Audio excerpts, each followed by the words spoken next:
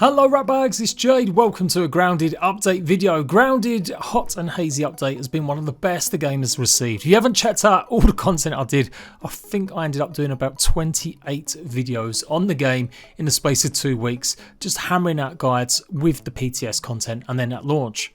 Absolutely, it's been one of my favourite ways to play Grounded, and it's definitely put the Grounded game from number 9 in my top 10 to definitely top 5 survival games this year, maybe even all time.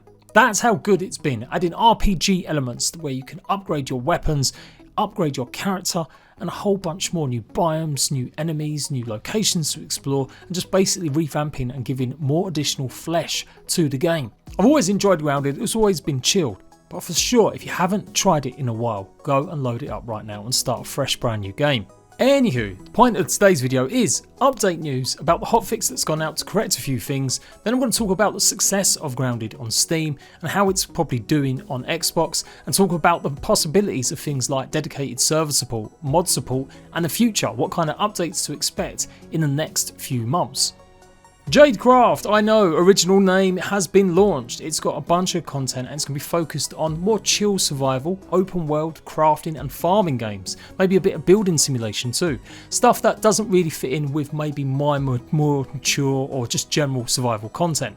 So I've already got a couple of videos taking a look at 15 big games that I'm excited for that are coming out next year, as well as Little Devil Inside. And this is where you're going to find more extra Grounded content. I'm going to be doing the same update videos that you'll see on the main channel. We'll take a look at new stuff together, but then even detailed guides, gameplay, even 100 days of Grounded, that'll all be on JADE-Craft. So go and subscribe right now and check out the stuff I've already got. Okay, let's take a look at this update then. Changes: audio added to Falling Shovel, updated audio for brain power, milk molar pickups and sandbox sizzling. They've also changed a few terrain sculpting cleanup in the western yard. Brat burst and splat burst recipes can be unlocked via brain power now. Brain power level XP requirements have been spread out a bit in the higher levels. Each level unlocked progressively grants more raw science. So effectively people were just kind of zooming. I think I spent maybe barely an hour on the game, and I swear I upgraded up to level 12 straight away. Which is great, it gives you lots of science points to go and spend on so much which you need to go and actually buy some of the upgrades from the burgle chips. But yeah, it's still probably just a bit too fast. Bug fixes for all platforms. Burgle Star unlocks that had their raw science cost change in 0.11 will be properly unlocked again if they were purchased in saves from 0.10.3. Basically people had to rebuy certain things. Clients will no longer have a large hitch lag when approaching spinning wheels with completed items ready to collect. Thistle should now respawn again on saves made prior to 0.11.2. So many of you guys were commenting saying you couldn't craft any arrows. Well, hopefully that's been fixed now. Ants no longer find joy in endlessly laying eggs. Boo!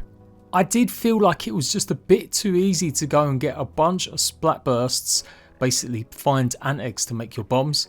All throughout the PTS there was just loads and loads of them, and obviously loads and loads of ants over spawning. So it looks like they've nerfed that a little bit, which means you are going to have to think carefully about how you collect your ant eggs from now on. Wolf spiders no longer dip in geometry. I'm guessing they were going under the map or something like that. There's a few various fixes to do with the clients, to do with hauling items, pet HUD markers, oven baked items, status effects, item in storage, and players getting off a Frankenline dial.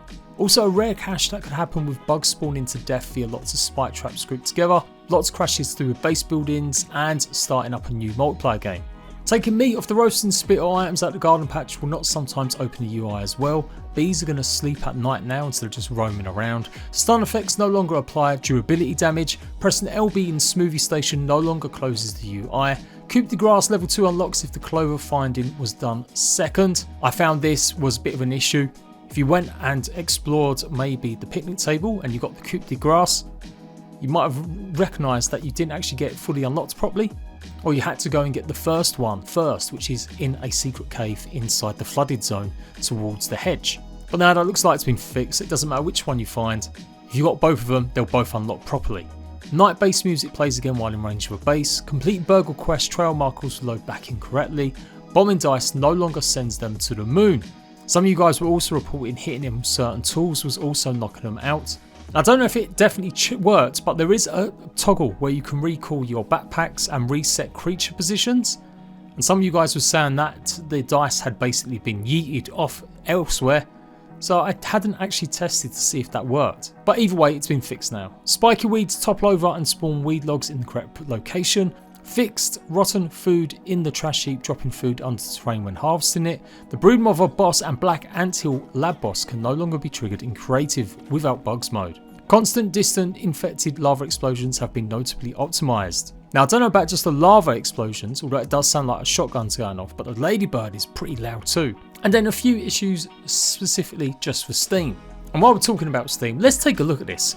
Grounded has never enjoyed like a huge massive runaway success as other survival games have done on Steam.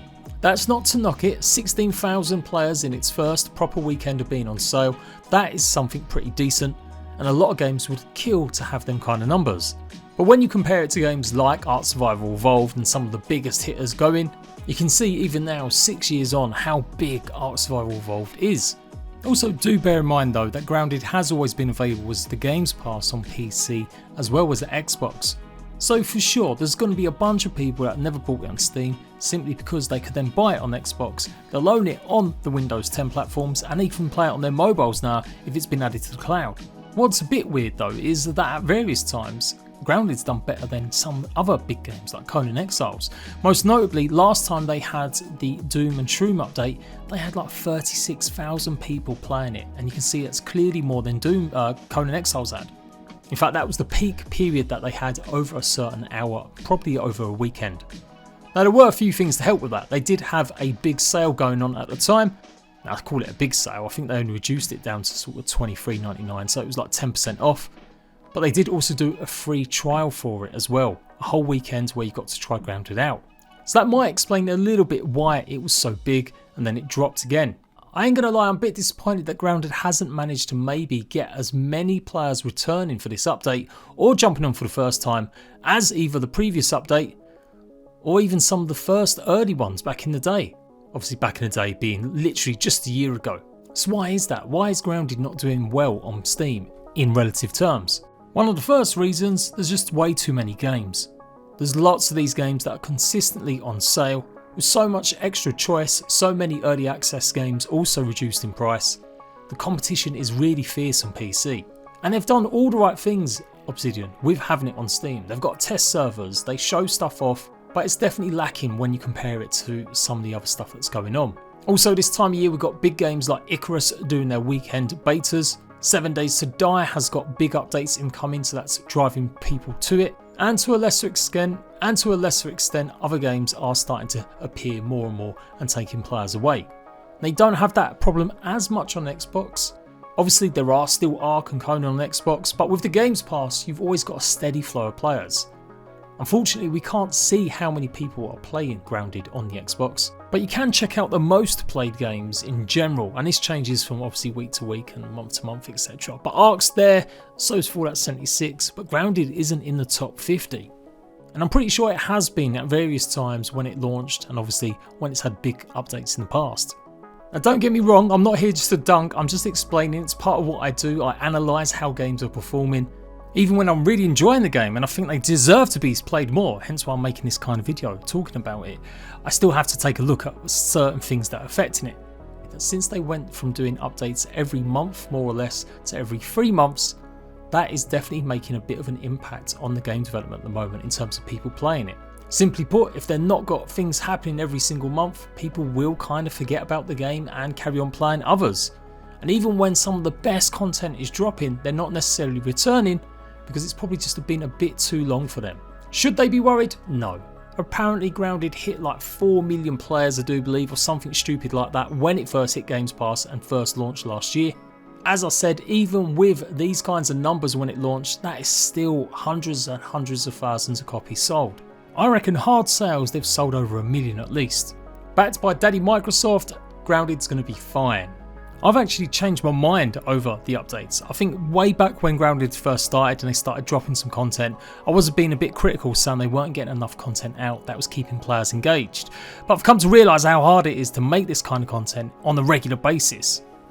And yes, it is a long time, but it does mean that we do get a big amount of content to go over, and it means that I can really dedicate a lot of time to Grounded. Whereas in the past, when stuff drops every single month, I would cover it for maybe 2 days at most, and that would be it. But now, because of the way they've changed the game with this update particularly, I feel like I can go back and make loads of guides, even if most of them are going to be on my second new channel. But from a player perspective, I can see why people might not be returning just yet. Even with all the new stuff added, they still want a bit more before they retry it, knowing that it's a great game, but it will be even better in the future. But for sure, I think they could probably do with finding some way to get more Steam players involved, whether or not that's extra free weekends, or certainly putting it on sale a little bit more on Steam. Grounded isn't the cheapest survival game going in early access, it has to be said as well. And it's always kind of worried me this that they'd increase the price while in early access incrementally before going full price once the game is out. I think probably Grounded was a little bit expensive when it first launched, but it's definitely worth the price it is now for the amount of content you've got in the game. The reviews for it are still amazing, 88% say it's a great game, and that is really good stuff. Believe it or not, that puts it in the top 10 of all survival games based on reviews. So yeah, I guess I just hope that people on Steam do give it more of a chance. One thing that could help with that is dedicated servers and possibly mod support. If we take a look at the feature board, they've updated it to include the hot and hazy content, but they haven't added or changed anything else in terms of how far things are going to be worked on. Other than additional quality of life improvements, inventory management improvements, but these have been in progress for literally like 6 to 9 months now. Story Act 1, graphic option improvements, completable story, crafting stations, more quest types and more weapon types. I would say some of them have probably been actioned in this version update. I don't think we're far off seeing something like an Act 1, but we still don't know if the devs are going to actually complete it all in one go. We've got a hint of what to expect in the future. The black ants are formidable. If you go down there on woe mode, you can forget it. Trying to take these guys on while also trying to get to the assistant manager is a really tough task. And it just makes sense that the ant queen might be queen of the black ants. But you never know, it may still be just the red ants. You might have already seen that that's actually been able to be spawned in using mods and stuff, that they've worked on it already. There's a placeholder sort of crafting bench that is the pheromone controller.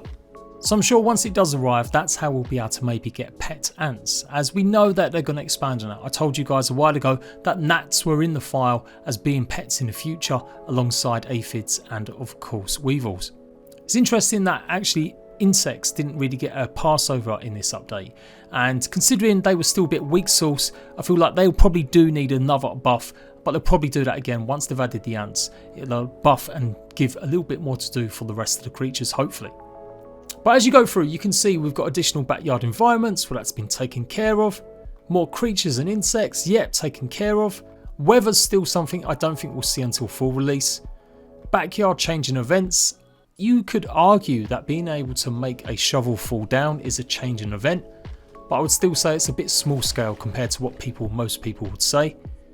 Additional crafting materials have all been added with this update with the sandbox and everything else, even if it is just mostly new bug parts. So we've got lots of that stuff that's been added, and they'll carry on developing and adding more stuff. Powered buildings is pretty interesting to me though, electricity or something like that in the future. More control over world options settings, that'll always be ongoing. Defences for the bases, that is a big component that is, in my opinion, going to elevate Grounded to the status of absolutely the top 3 survival games.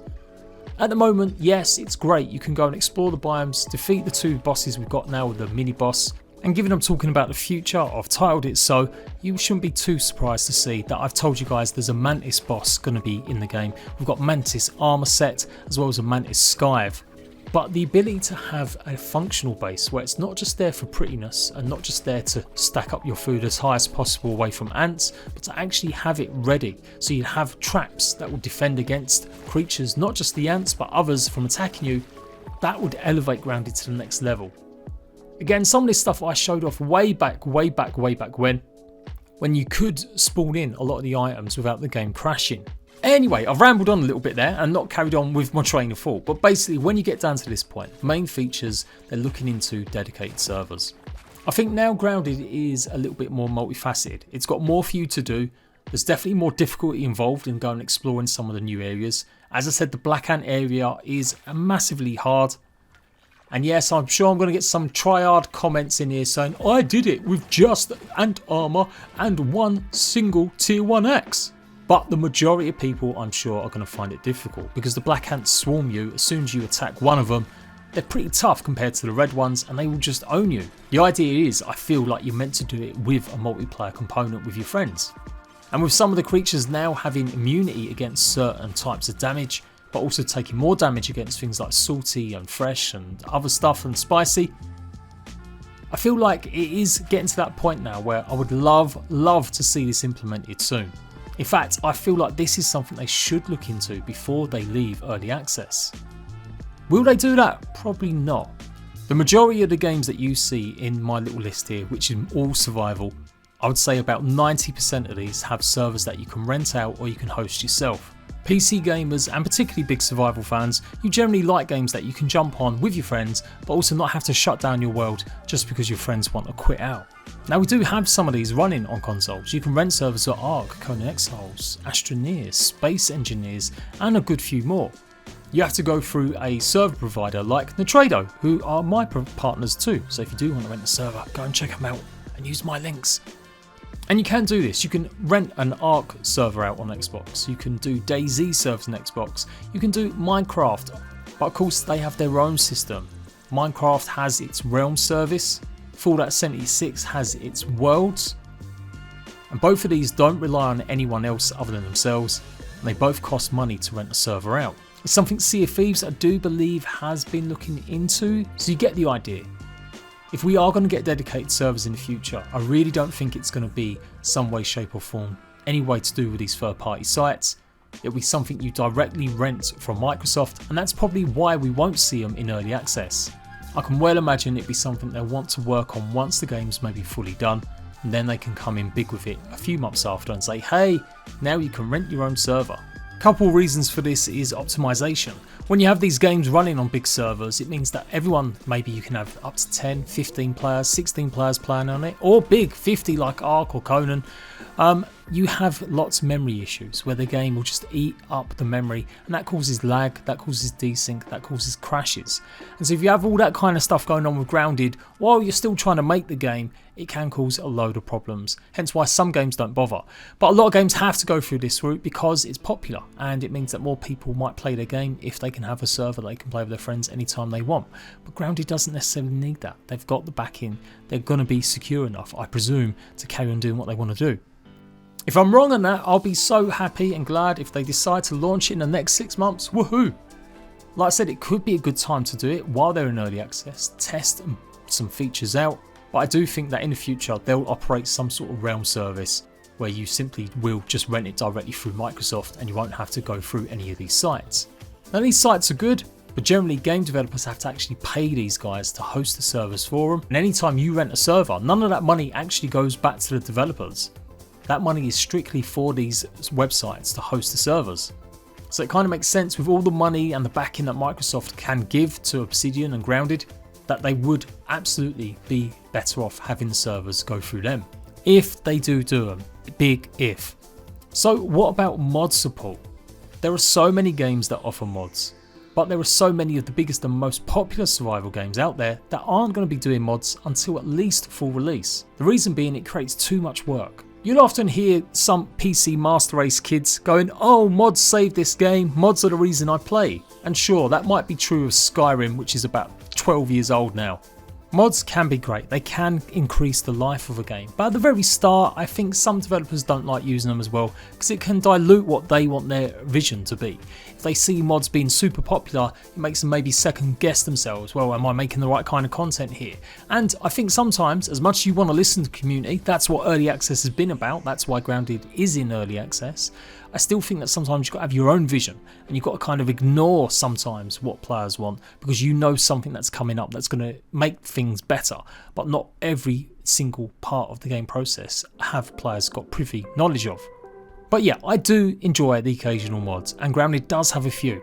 There aren't that many. If you go to Nexus, which is one of the most popular third-party websites, you can find a bunch of mods for games like Valheim and others, but because Grounded isn't that popular on Steam, basically on PC, there aren't that many people willing to try making mods for it.